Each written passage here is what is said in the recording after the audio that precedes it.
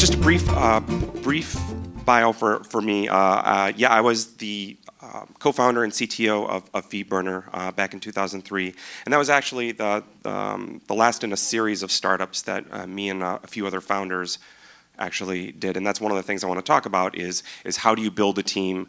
How do you find the people to build companies with?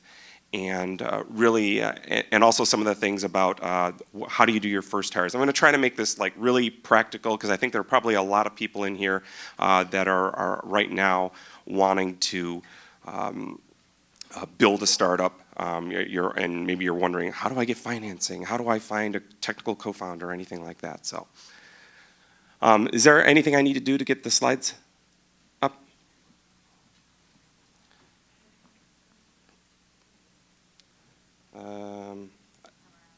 Thank you. But I'll just start talking. So I'm going to talk about 4 different things, and we'll get the slides whenever. Basically, founders. How do you find what is a good makeup for the founders of a particular company, startup? How do you look at those first hires? And then since I'm kind of on the technical side of things, also have a few maybe some tips for doing the technical hires. If you're looking for someone, your first initial development team, what do you look for? How do you go about interviewing them?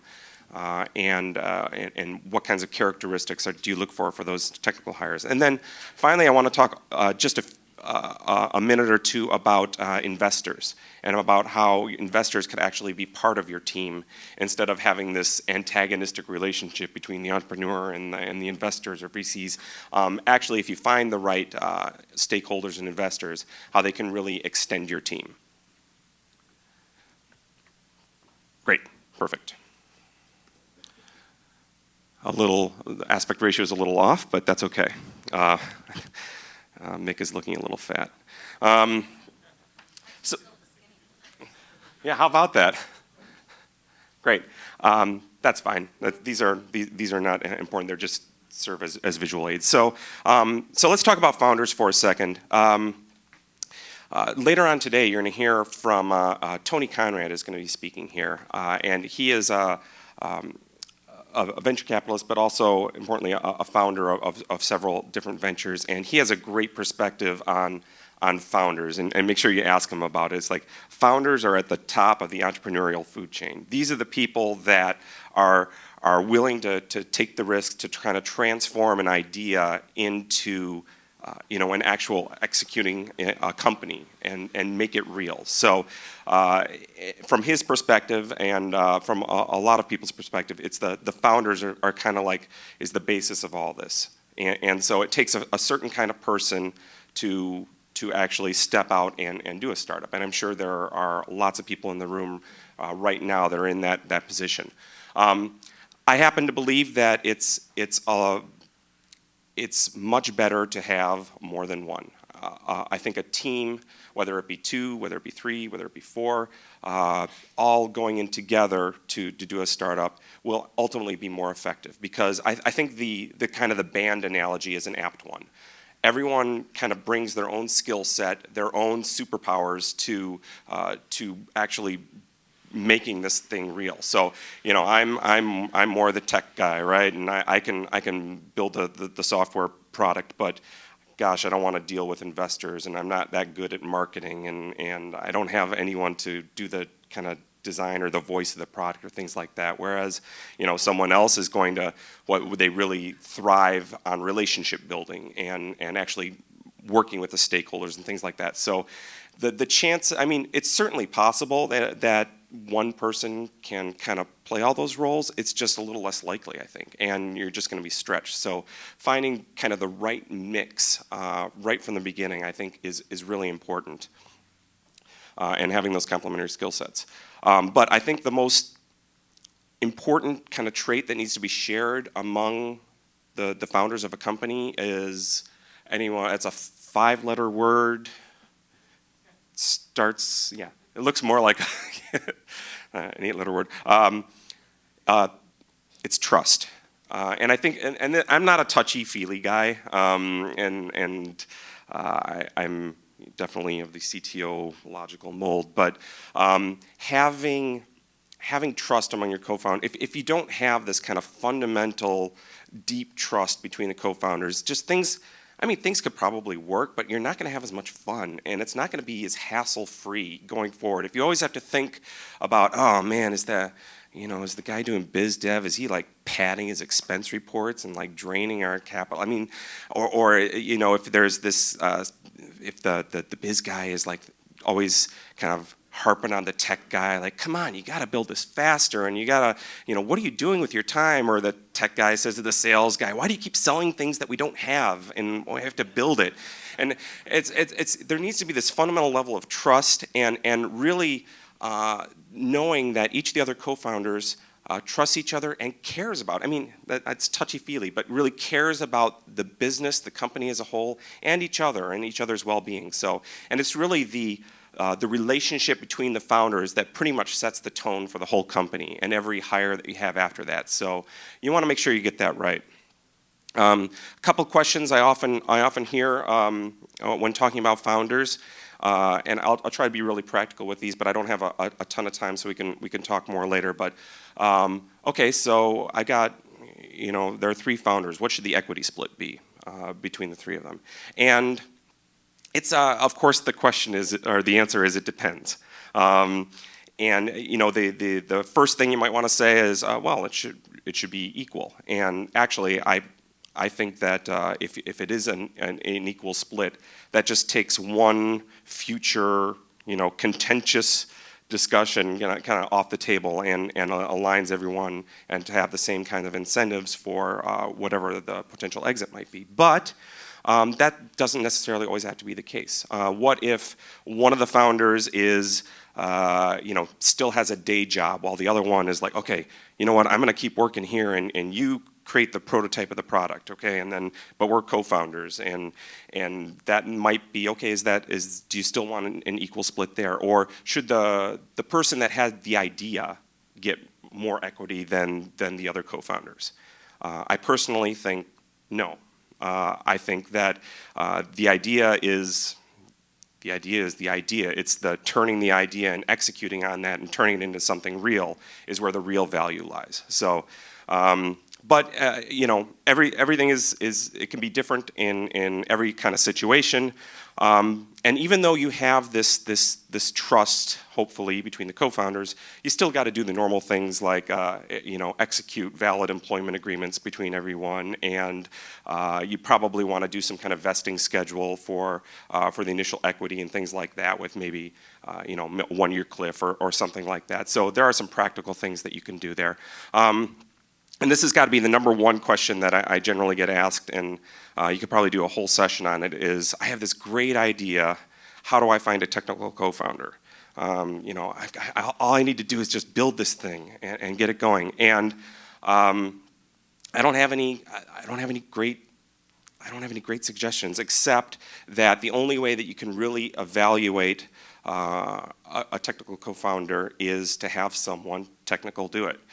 So if you're kind of more the business side of things, but maybe you have some tech background or experience, you might be able to effectively evaluate potential candidates as a technical co-founder. But if you don't, find an advisor, find a technical advisor, someone in your circle, someone that you wish would take that role but is too busy doing something else or doesn't want to do it. Set up an advisory board right away. Get that person in there to evaluate potential candidates for that role. That's the only way you're going to, be effective in doing that. And I know there's more to say about that, but I'm going to keep moving on here. First hires. So that's kind of the founder stuff. Now, okay, you've got it. Let's build out our team. We've got our idea. Let's execute on this.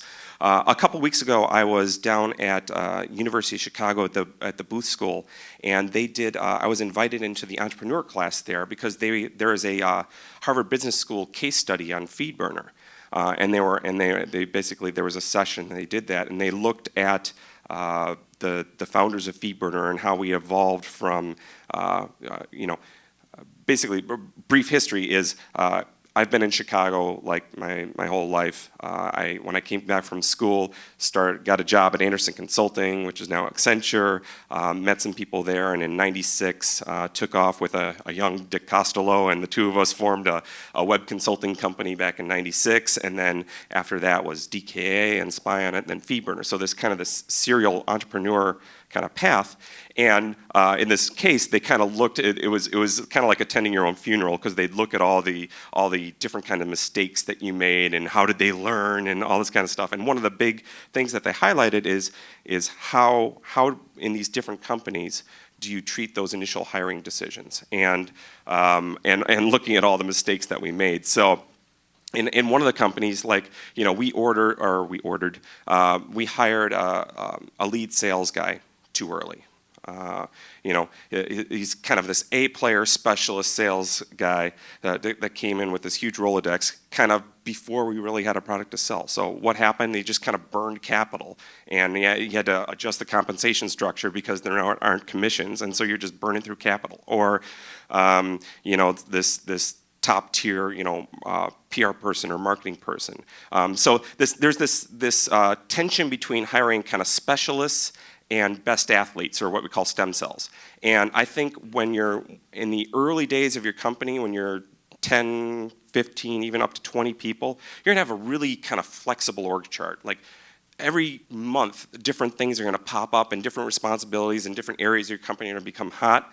And so if you can have these stem cell employees that are generally very highly motivated, and really able to adapt to wherever the need of the company is, that's kind of where you want to go for, one of the characteristics you want to look for in those first employees. On the tech side, it's a little different. You know, you generally have a better idea, okay, I need this developer that knows how to do, you know, maybe you have a specific language in mind or specific technology. So there's a little bit more on the specialist side there, but in general, for the other kinds of positions in your organization, go more the stem cell approach. And also be very cognizant about the culture that you're creating with these first hires. I mean, sure, the founders kind of set the tone for the overall company, but I mean, every new employee in that first 10 hires, think about the percentage, you know, influence that they're having on the culture. I mean, the third employee has a high percentage of influence in how the direction of your company is going to be culture-wise. So that's one of the things that you need to screen for. Different roles require different hiring techniques. This is kind of the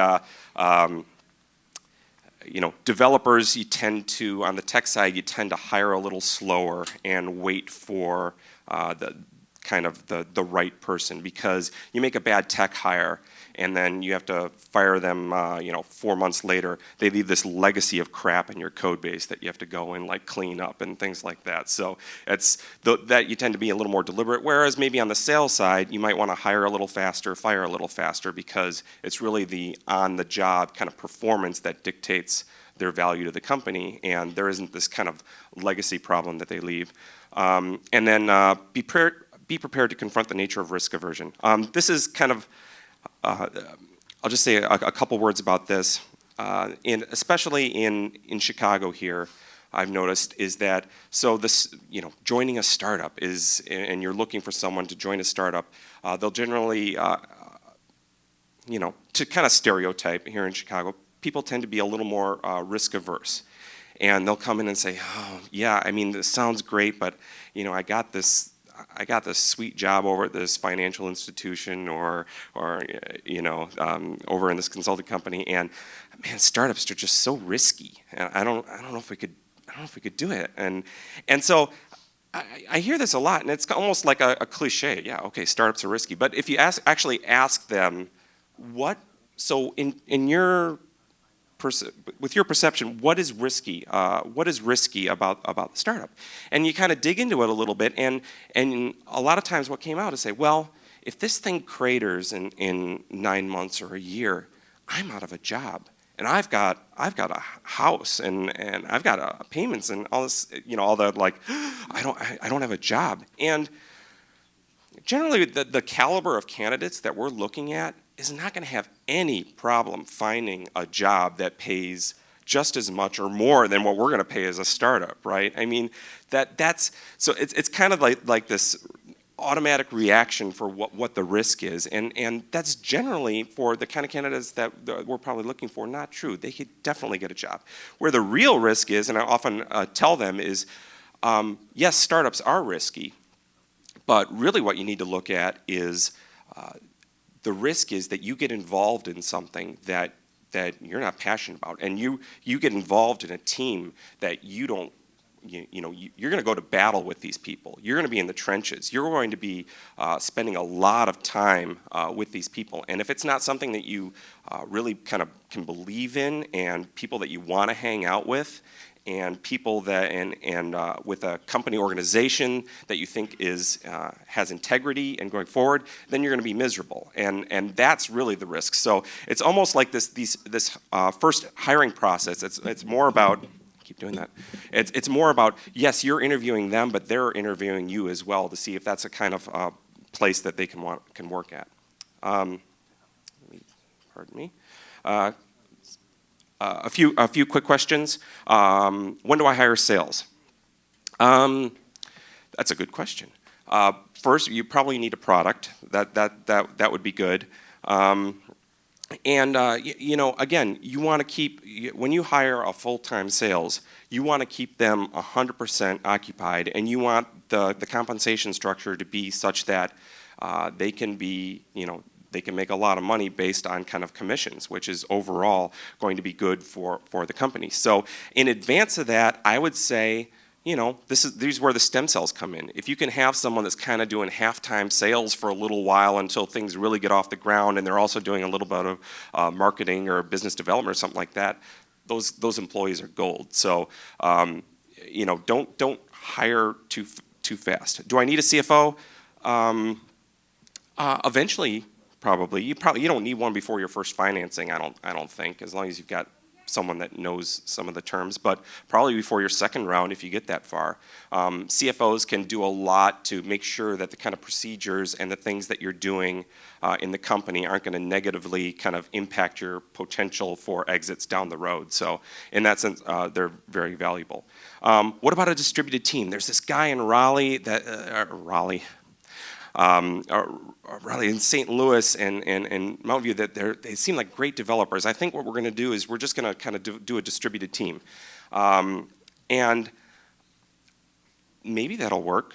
That might work in some cases, and you could kind of all work together in a chat room and things like that and get it going that way. But I've never been involved in a successful case of that happening. I like everyone in the same room in a development pit, or an open environment. Everyone can overhear each other's conversations, and you could hear the business guy over here and the sales guy over here, and there's a demo going on over there, and the build is broken, and it's like just this kind of activity in an open environment where everyone is physically present.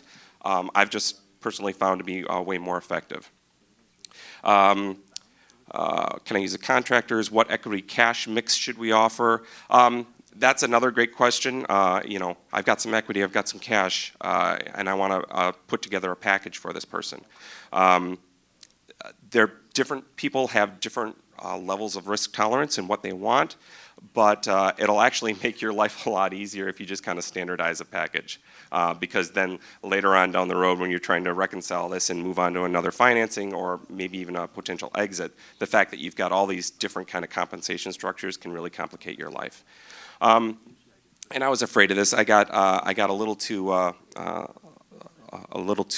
amped up with some of the earlier things, and so I'm just going to fly through these last couple slides, and hopefully we can do some more questions later. But for technical hires, I think it's really important to use a two-phase interview process, which is, one, I take a candidate out for coffee, lunch, or drinks first.